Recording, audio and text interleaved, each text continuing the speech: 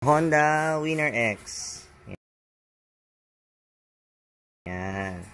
So, welcome to Smiley Works. Yun.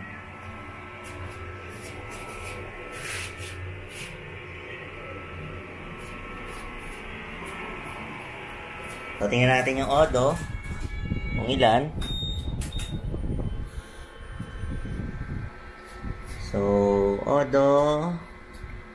Yan, total 1,020 kilometers. Yan. So, welcome po to Smiley Works. Yan.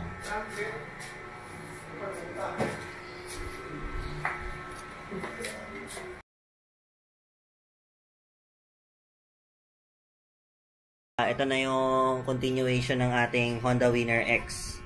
So, nung huli ay ito ay 1,050. So, bumiyahin na to ng 110 kilometers.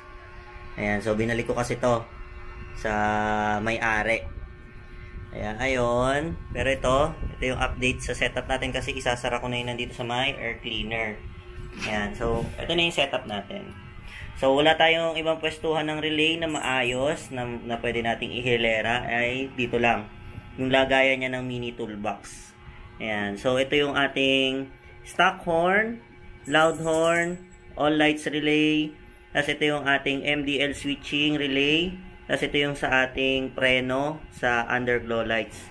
Para pag nagpe-preno siya ay nagre-red. Ayan. Ayan. Okay. Ayan. So, dito, sa fuse box, itong 10 ampere USB, ayan, hindi na natin yan ginamit. Nilipat na natin siya dito sa 10 signal, tsaka meter. So, magkakasama na yan dito. Ngayon, ito ay ginamit na natin siya sa all lights fuse.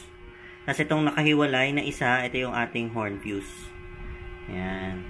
So, dito yung ating terminal pin. So, nandito yung ating terminal pin ito. Ayan. So, nakalagay tayo isa sa positive. Ito. Ayan. Dito gumapang ang ating wire. Yun. Tapos ito. Tapos ito na siya. So, yung dalawang orange, ito yung galing sa all lights. Yung dalawang brown. Ito yung ating loud horn. Itong gray, stock horn natin yan. Yung white, tsaka yung yellow, mini driving light. Yung color violet, ito yung source natin ng mini driving light para dun sa switching relay. Tapos itong pula, yung sa ating loud horn trigger. Yung color black, sa stock horn trigger natin yan. Color white red, sa underglow lights natin yan, switch. Tapos ito naman yung sa ating high beam. So, kailangan ko na kasing isara to. Kaya, binidyohan ko na. So, ganyan siya kalinis. So, ayun, naibalik ko na yung panel cage natin. So, okay na yung wiring natin dito.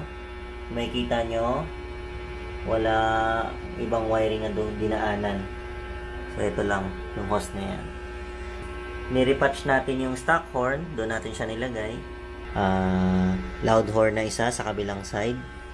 Kasi ito yung ating loud horn. Kasi ito yung mga wire dito. Ayan. So, dito natin kinuha yung negative niya. Tayo naglagay ng halo switch dito sa lagayan ng kanyang yung sa emergency lock niya. Para ang purpose na din is para hindi rin mahulog basta-basta. So, dual purpose siya. Kaya dyan ako naglagay ng halo switch. Tapos, ayun yung ating ballast. Mini driving light ballast. Ayan. Tapos, plug and play lang siya. Ito siya. Ayan. Plug and play. Then, ito yung underglow light sa unahan. Tapos, ayun. Ang kanyang senlo. Senlo. So, nagpa-lowered si sir. So, sabi ko sa kanya, baka tumama na yung senlo, mini driving light dito sa Tapalodo. So, bala na siya adjust ng shock. Okay. So, ginamit ko rin pala yung technology ni Honda Winner X. So, halos parehas lang to ng Raider FI.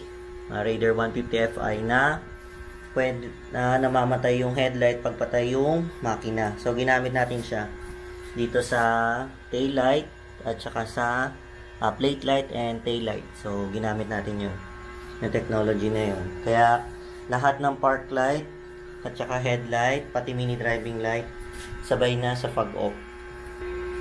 Testing tayo. Ayan. No check engine. Okay.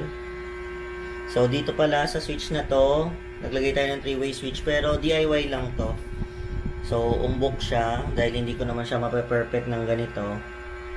Ayan, pero okay lang naman. Medyo, ayan ang itsura niya, pagka parehas, mas titingnan. Okay, then, wala yan. Ito yung gitna, underglow lights yan.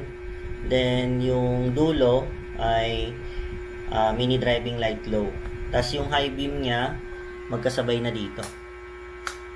Ayan. So dahil yun dito sa relay na yun. Ito. Okay. So test tayo.